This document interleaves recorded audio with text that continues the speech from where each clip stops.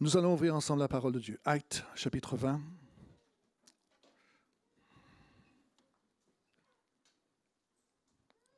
Verset 22.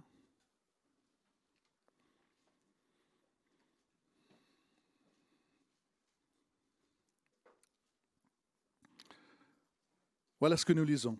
C'est l'apôtre Paul qui parle aux anciens d'Éphèse et qui leur dit « Et maintenant, voici, lié par l'Esprit, je vais à Jérusalem, ne sachant pas ce qui m'y arrivera. Seulement de ville en ville, l'Esprit Saint m'avertit que des liens et des tribulations m'attendent. Mais je ne fais pour moi-même aucun cas de ma vie comme si elle m'était précieuse, pourvu que j'accomplisse ma course avec joie et le ministère que j'ai reçu du Seigneur Jésus, d'annoncer la bonne nouvelle de la grâce de Dieu. Amen. » Philippiens, chapitre 3.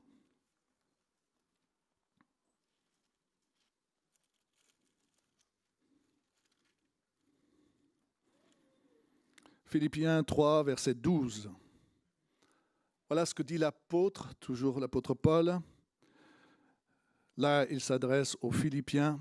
« Ce n'est pas que j'ai déjà remporté le prix ou que j'ai déjà atteint la perfection, mais je cours pour tâcher de le saisir, puisque moi aussi j'ai été saisi par Jésus-Christ. Frère, je ne pense pas l'avoir saisi, mais je fais une chose, oubliant ce qui est en arrière et me portant vers ce qui est en avant, je cours vers le but pour remporter le prix de la vocation céleste de Dieu en Jésus-Christ.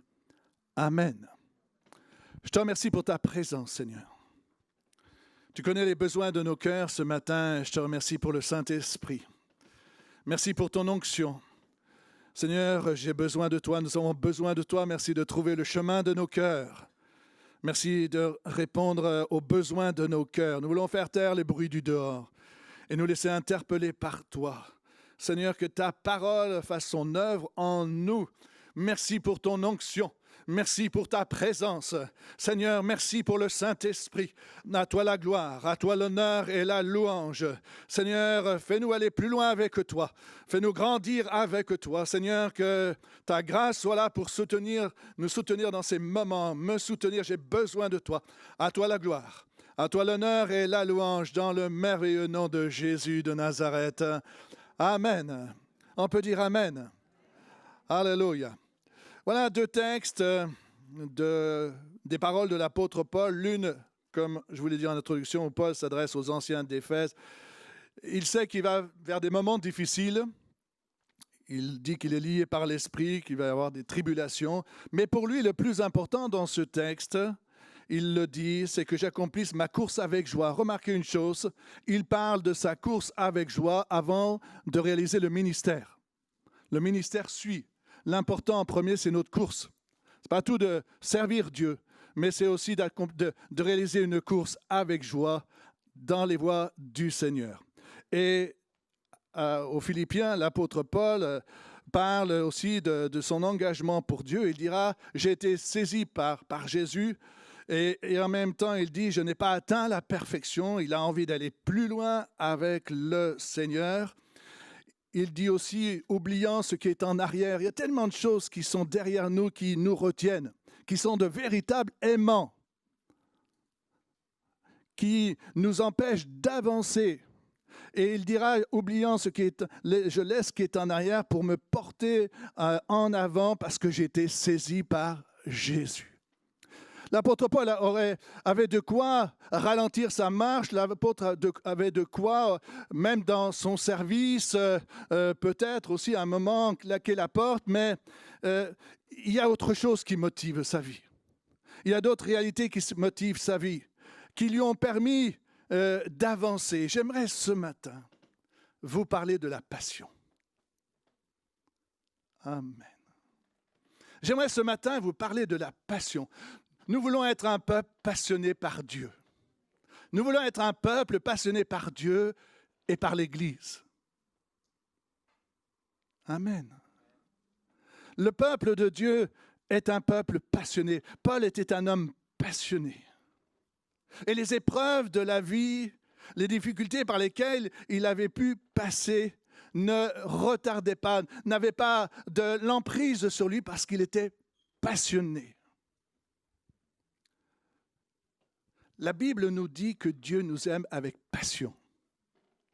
Jean 3,16, car Dieu a tant aimé le monde qu'il a donné son Fils unique, afin que quiconque croit en lui ne périsse point, mais qu'il ait la vie éternelle. Dieu a tant aimé, pas simplement aimé, mais tant aimé. La passion. C'est formidable d'être à côté de personnes qui sont passionnées. Je ne sais pas si vous avez connu des gens passionnés, mais les gens passionnés, ils vous entraînent avec eux. Amen. Et ils vous stimulent, ils vous encouragent. Et quand vous êtes là un peu commençant à fléchir, quand vous avez quelqu'un de passionné, ça vous donne envie de continuer parce qu'ils vous entraînent avec eux. La passion. Un jour, un scribe a posé une question à Jésus. J'aimerais le lire avec vous dans Marc au chapitre 12, versets 30 et 31.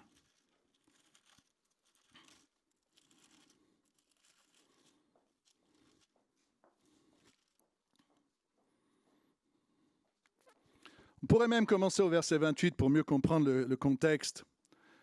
Un des scribes qui les avait entendus discuter, sachant que Jésus avait bien répondu aux Sadducéens, s'approcha et lui demanda « Quel est le premier de tous les commandements ?» Jésus répondit « Voici le premier.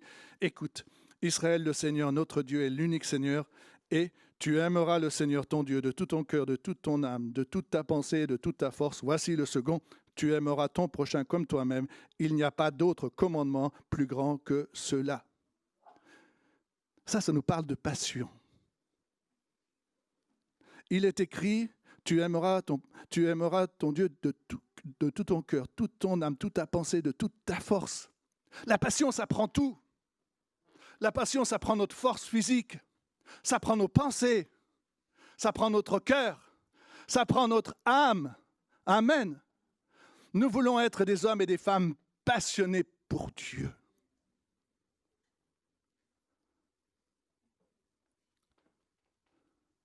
Les hommes de Dieu, les femmes de Dieu dans la parole de Dieu, étaient des hommes et des femmes passionnés. Et la passion agit aussi dans notre vie intérieure. Quand on est passionné, on développe un caractère type. Quand on est passionné, on développe des qualités intérieures, que ce soit de patience, d'amour, de courage, de persévérance. Quelqu'un qui est passionné, même si c'est dur, il est là, il continue, il avance. Amen. Ça fait du bien d'être passionné. Il y a quelques exemples que j'aimerais voir avec vous, on va petit à petit, dans Exode au chapitre 32, verset 32.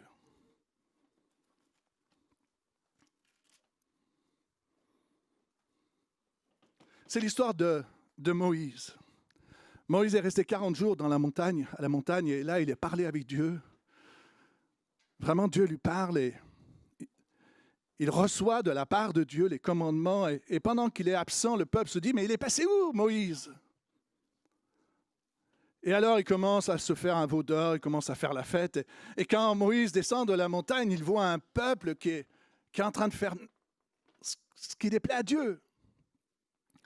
Et Moïse comprend que la colère de Dieu va se manifester. Et au verset 32, il dira, verset 31 aussi, « Ah, ce peuple a commis un grand péché. Ils se sont fait un Dieu d'or. Pardonne, il parle à Dieu. Maintenant leur péché, sinon efface-moi de ton livre que tu as écrit. » Moïse aime son peuple. Peuple difficile, mais il l'aime. Et il demande à Dieu, « Écoute, efface-moi de ton livre, mais il faut qu'il vive. Il faut que ce peuple vive. » La Bible nous dit que Moïse était patient, le plus patient de tous les hommes. Et il fallait de la patience pour un peuple aussi difficile. Comme Dieu est patient avec nous, on n'est pas toujours facile, non? On n'est pas toujours facile. Mais Moïse aime ce peuple. Il y a la passion. La passion qui veut voir un peuple aller de l'avant. Je crois qu'il doit y avoir en nous cette passion de voir les autres aller de l'avant. Cette passion de voir l'Église avancer. Cette passion de voir mon frère et ma sœur être dans des victoires. Cette passion de voir en France aussi se développer l'Évangile, que ça avance, la passion.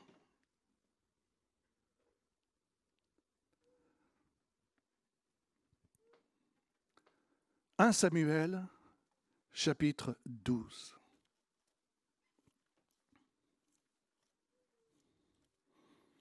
« 1 Samuel, chapitre 12.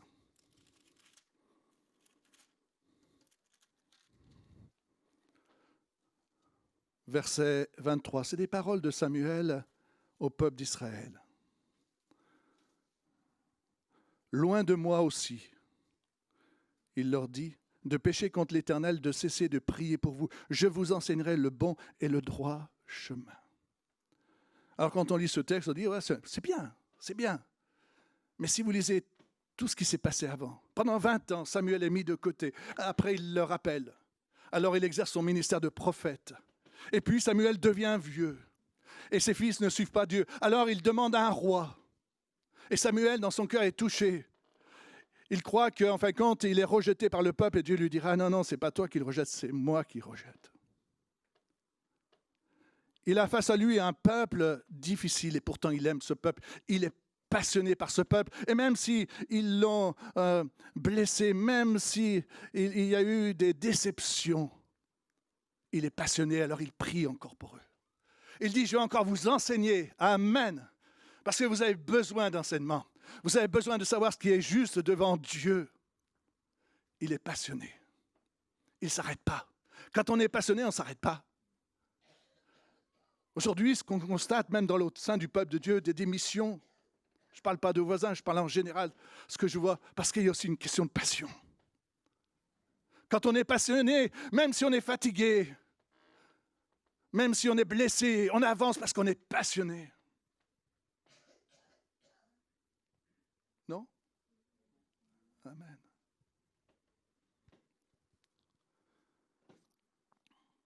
Nombre chapitre 25,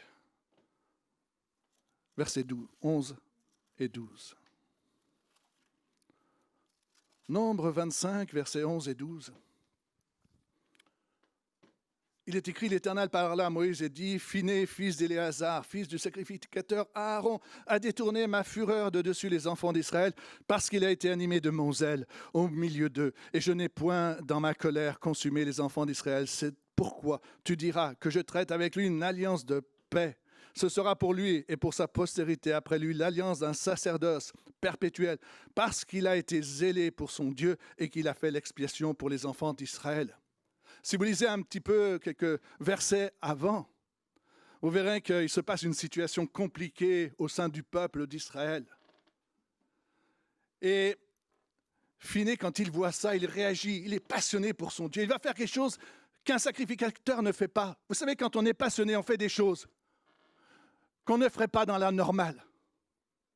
Quand on est passionné, on va au-delà de nos limites. Quand on est passionné, on avance. Quand on est passionné, on n'a pas peur que les autres nous regardent nos faiblesses, nos limites, parce qu'on est passionné pour Dieu. Amen. Amen. Trop de gens ont peur du regard des autres. Mais quand on est passionné, même si je suis tremblant devant vous ou que les autres me voient d'une certaine façon, l'important c'est d'être passionné pour Dieu, de faire les choses pour Dieu, de dépasser ses propres handicaps, parce qu'on aime Dieu et qu'on est passionné pour lui. Alors Phiné va faire ce que les autres auraient dû faire, et Dieu va bénir sa vie. Amen. Ce matin, je vais aller plus loin dans ces quelques points qu'on a vus. Ce matin, peut-être, nous avons besoin de renouveler notre passion pour Dieu.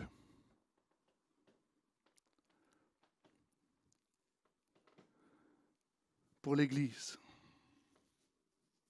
Vous savez, on peut servir avec devoir, par automatisme, mais plus avec passion. Ça arrive à tout le monde. On peut prier, mais plus avec passion. On peut venir avec l'Église parce qu'on en a pris l'habitude, mais il n'y a plus la passion.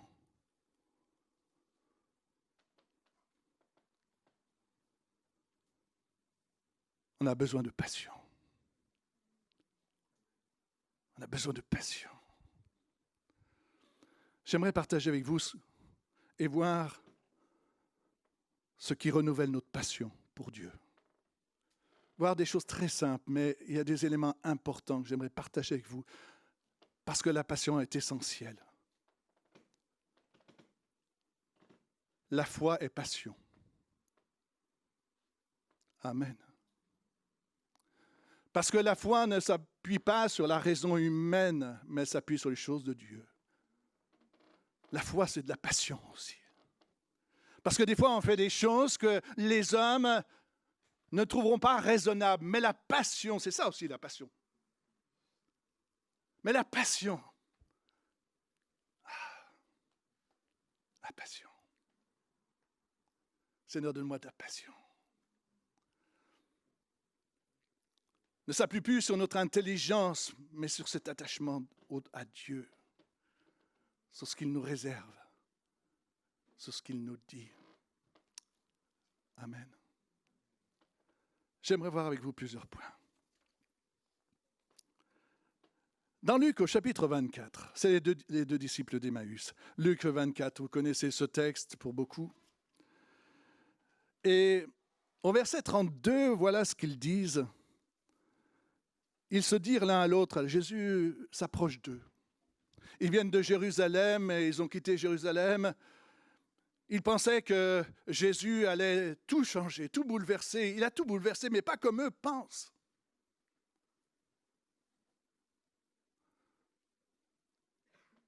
Il est mort pour eux, il n'est pas ressuscité. Pourtant, on leur a dit qu'il était ressuscité. Ils sont partis de Jérusalem, ils sont en train de marcher sur le chemin d'Emmaüs et Jésus s'approche d'eux, commence à leur parler, et puis après ils vont être dans un lieu où ils vont partager le pain, et à ce moment-là, leurs yeux s'ouvrent, et Jésus disparaît du milieu d'eux. Mais voilà ce qu'ils vont dire au verset, excusez-moi, 32. Ils se dirent l'un à l'autre, notre cœur ne brûlait-il pas au-dedans de nous lorsqu'il nous parlait en chemin et nous expliquait les Écritures. Amen. Voilà des hommes qui, parce que Jésus vient à côté d'eux et leur parle, la passion, le feu renaît. Seigneur, ce matin, j'ai besoin que tu me parles parce que j'ai perdu ma passion. Seigneur, j'ai besoin que tu me parles, que tu m'enseignes parce que j'ai perdu la passion. Oui, quand Jésus parle, ça les a ramenés à Jérusalem. Des fois, on a besoin d'être ramenés à Jérusalem. Et c'est Jésus qui vient. Des moments, on a une compréhension qui est faussée. Alors notre passion se diminue, s'éteint parce qu'on n'a pas compris certaines choses. Mais la Bible me parle du Saint-Esprit qui vient, qui veut m'enseigner, me parler. Et quand Jésus parle, il parle à un cœur. Il renouvelle dans ce cœur la passion. Face aux choses qui ne sont pas comprises, face aux questionnements. Mais Seigneur, pourquoi tous ces événements qui touchent ma vie? Seigneur, pourquoi ces épreuves? Pourquoi je ne m'en sors pas? Pourquoi j'ai ces échecs? Et alors la passion disparaît. Mais Seigneur, viens à côté de toi et te dis, je t'aime, je suis là à côté de toi. Est-ce que tu as besoin? Ce n'est pas te laisser enseigner par les choses que tu as dans tes pensées ou par les autres, mais tu as besoin d'être enseigné par moi. La passion. Soyez passionnés. Soyez passionnés, vous serez passionnants. Amen. Oui. Vous serez passionnants et les gens passionnants, ils sont intéressants. Nous voulons amener des gens à l'évangile, des hommes et des femmes à l'évangile. Mais si nous ne sommes pas passionnés, comment on va passionner les autres?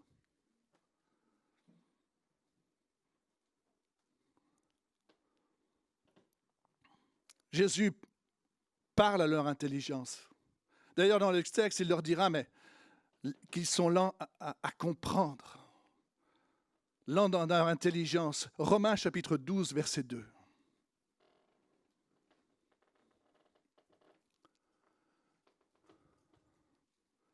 Ne vous conformez pas au siècle présent, mais soyez transformés par le renouvellement de l'intelligence, afin que vous discerniez quelle est la volonté de Dieu, ce qui est bon, agréable et parfait.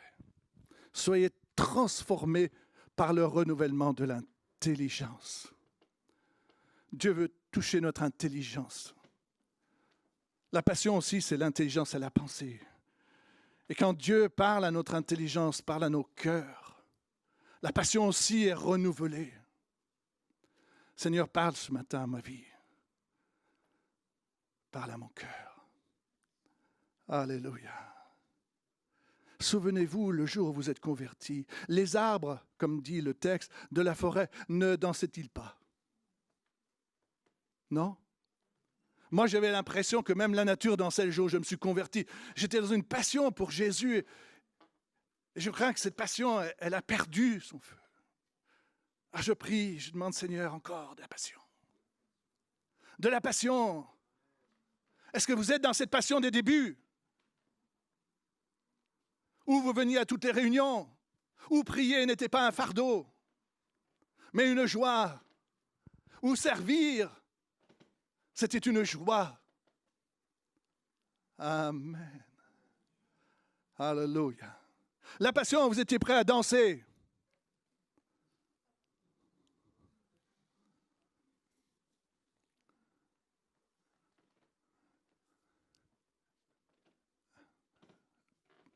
Et oui, David a dansé devant son Dieu parce qu'il était passionné. Il aimait son Dieu. L'intelligence renouvelée. Seigneur, renouvelle mon intelligence pour pas que mes pensées me trahissent et diminuent mon zèle pour toi.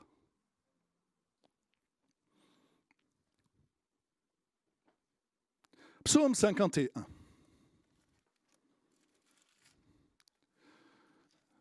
Vous savez que la passion passe aussi par la confession.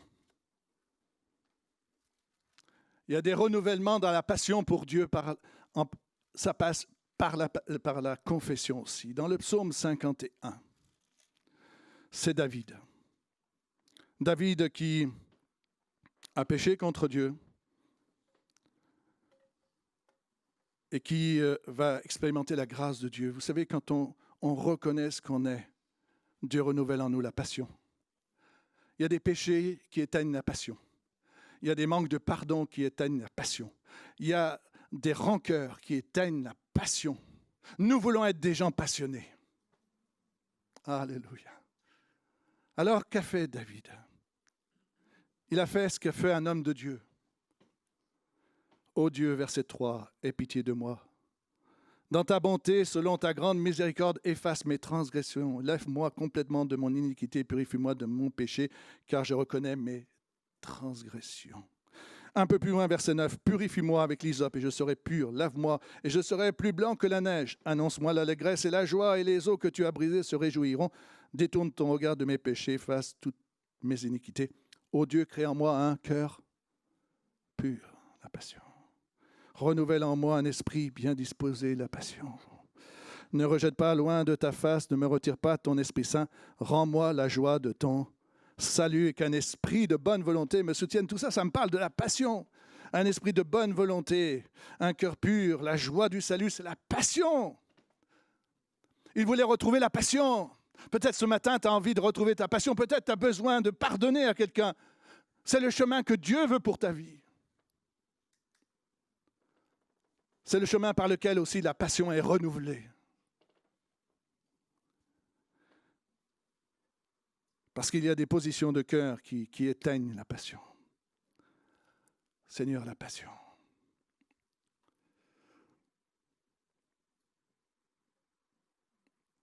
Vous connaissez tous l'histoire d'Élie lors de son découragement. 1 Roi, chapitre 19, vous pourrez le lire chez vous. L'histoire d'Élie, c'est l'histoire d'un homme qui sert et qui, à un moment donné, dans son service, se décourage. Et on se décourage tous des moments dans notre service. Parce qu'il n'y a pas les résultats escomptés, parce qu'on a des trahisons, tout ce qu'on veut. Il y a pour beaucoup de raisons, il y a des découragements. Et puis, cet homme-là, c'est plus qu'un découragement, parce qu'il dit « Je ne suis pas meilleur que mes pères » et il a surtout envie, après, de mourir. Il va se laisser mourir et Dieu viendra à son aide au travers d'un ange, lui apportera un gâteau cuit et une cruche d'eau pour qu'il puisse boire. Il amène l'essentiel pour vivre. Vous savez, frères et sœurs, la passion, ça s'entretient. La passion, ça s'entretient en lisant la Bible. La passion, ça s'entretient en priant. Amen. Parce que le problème du prophète Élie, c'est qu'il ne voulait plus manger. Et quand on commence à plus manger, on meurt et la passion meurt avec nous. Il mange, il boit et Dieu est obligé de le secouer pour manger et boire. Et des fois, on a besoin de nous secouer aussi un peu, de se secouer plutôt. Mais cet homme, au travers de ce qu'il va manger et boire, sa passion aussi va être renouvelée. Remarquez une chose, c'est que le jour de son enlèvement, il en fait des kilomètres. Il est passionné. Il attend la rencontre avec Dieu. Il sait où il va et Dieu vient le chercher avec des chars et l'emmènera dans son ciel. Mais c'est un homme passionné.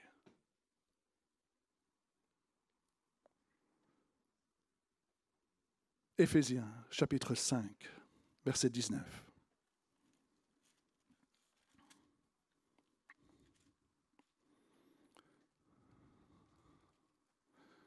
Voici ce que dit l'apôtre.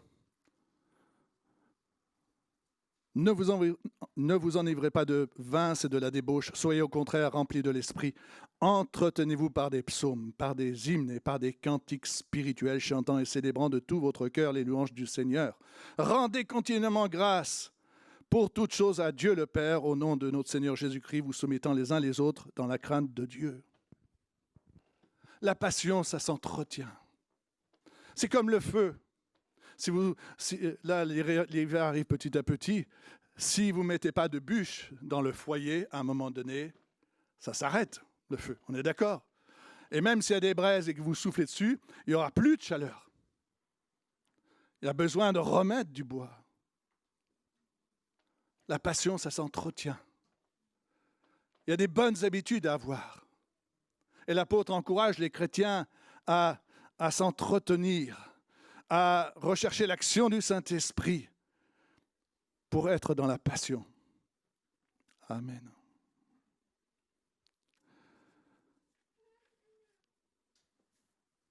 La Bible nous dit que l'Esprit de Dieu nous remplit de force, d'amour et de sagesse.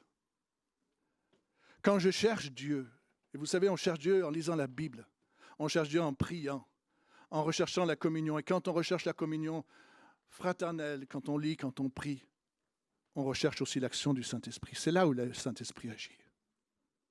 Il y a des personnes qui pensent qu'on recherche le Saint-Esprit simplement quand on dit « je cherche le Saint-Esprit maintenant ». Mais quand on a une vie de piété, la vie de piété est associée à la recherche du Saint-Esprit.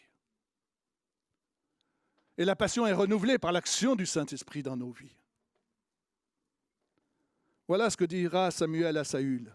« L'Esprit de l'Éternel te saisira, tu prophétiseras avec eux et tu seras changé à un autre homme. » Dans 1 Samuel, chapitre 10, verset 6. L'action du Saint-Esprit est importante dans la passion. Frères et sœurs, recherchez l'action du Saint-Esprit dans vos vies.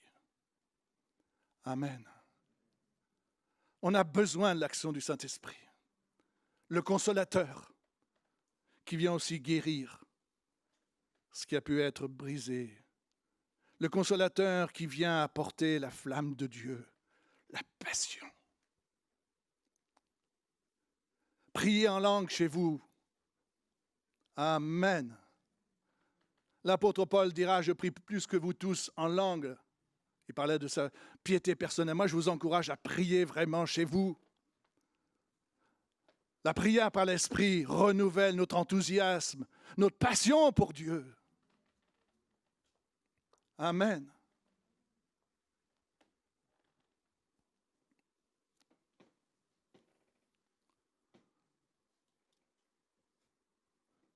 Dans Éphésiens, au chapitre 6, toujours, et au verset 24, voilà ce que dit l'apôtre aux Éphésiens. Que la grâce soit avec tous ceux, c'est la fin de la lettre, avec tous ceux qui aiment notre Seigneur Jésus-Christ d'un amour, comment? Inaltérable. C'est-à-dire qui n'a pas changé, qui est toujours le même. Apocalypse, chapitre 2. C'est la lettre aux 7 églises. Et Dieu parla à l'église d'Éphèse. Et voilà ce qui est écrit. Et retenez cette pensée de l'amour inaltérable. Je connais tes œuvres, ton travail et ta persévérance. Je sais que tu peux supporter les méchants, que tu as éprouvé ceux qui se disent apôtres et qui ne le sont pas, et que tu les as trouvés menteurs, que tu as de la persévérance, que tu as souffert à cause de mon nom et que tu ne t'es point lassé. Et là, on peut dire amen, non? Mais, on est d'accord qu'une église comme ça, on dit super l'église. Non? Une église qui a de la persévérance, qui ne se lasse pas, qui travaille de mieux en mieux. Amen. Et Dieu ne dit pas amen. Parce qu'il manque la passion. Mais ce que j'ai contre toi, c'est que tu as abandonné ton premier amour. La passion. On peut faire beaucoup de choses par devoir, automatisme, mais s'il n'y a pas la passion, on perd l'essentiel. On peut persévérer, on peut travailler de mieux en mieux dans certains domaines, être performant, une église performante, mais s'il n'y a pas la passion, il manque l'essentiel. Parce que la passion, elle touche tout ce qui est à l'intérieur de nous, dans nos pensées, dans notre cœur, dans notre âme. C'est la passion. Soyez passionnés, frères et sœurs.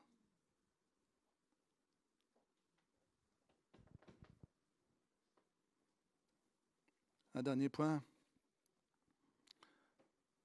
C'est l'histoire du réveil de Josias. Dans 2 Rois au chapitre 22 et dans 2 Chroniques 35, c'est l'histoire du réveil de Josias. Pour ceux qui veulent le lire, c'est l'histoire d'un homme qui devient roi, plutôt d'un enfant qui devient roi. 8 ans, il est roi. À 18 ans, il devient roi et il s'attache à Dieu, il essaie de faire les choses pour Dieu. À 18 ans, il décide de réparer le temple et ses serviteurs trouvent la loi de l'Éternel dans le temple.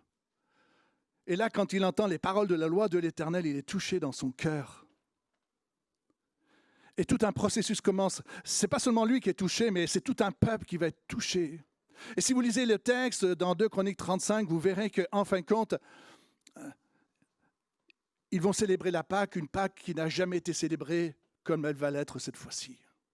Pourquoi? Parce qu'ils vont s'attacher à faire les choses scrupuleusement. Ils vont se mettre à faire les choses comme Dieu dit. Ils vont exécuter avec un cœur, avec beaucoup d'enthousiasme. Et là, c'est une Pâque qui est formidable. Pourquoi? Parce qu'il y a la passion.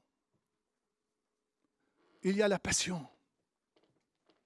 Vous savez quel est le synonyme de passion? Adorer. Sans passion, on n'adore pas Dieu. Frères et sœurs, si vous voulez vraiment adorer Dieu, soyez passionnés pour lui, autrement on n'adore pas Dieu.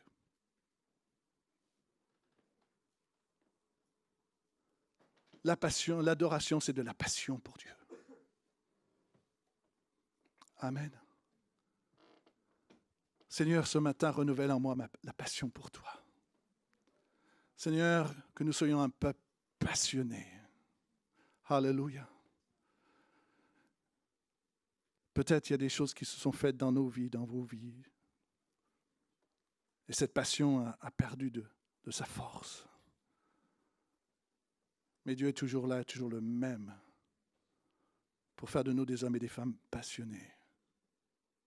Nous ne voulons pas nous laisser attarder par des situations du passé. Des fois, le passé nous retient. Quelqu'un de passionné va au-dessus des choses. Quelqu'un de passionné, il surmonte les épreuves. Quelqu'un de passionné avance. J'aimerais qu'on prie. Alléluia. Merci Seigneur pour ta présence. Tu n'éteins pas le lumignon qui fume. Seigneur, renouvelle en moi la passion. Seigneur, confirme ta parole ce matin au milieu de nous. Seigneur, touche nos cœurs.